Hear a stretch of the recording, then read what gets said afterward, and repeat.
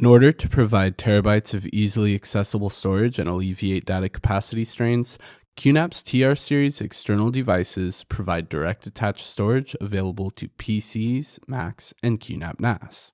The TR series supports both software and hardware RAID modes, including RAID 0, RAID 1, individual disks, JBOD, and for the 4-bay models, RAID 10 and RAID 5 as well.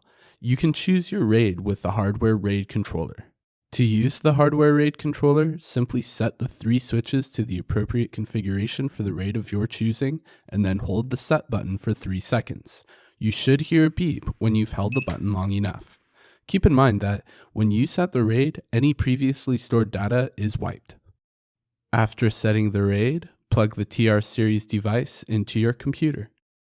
You can manage your RAID with the QNAP External RAID Manager software, and you can format the device with your computer's disk management software. The TR series external storage devices are a great way to alleviate storage capacity constraints on your personal workstations. For a full tutorial on QNAP's TR series configuration, visit QNAP's YouTube channel, QNAP College, and find QNP 147 TR series direct attached storage configuration. And be sure to check out the rest of our videos to better utilize your QNAP storage devices.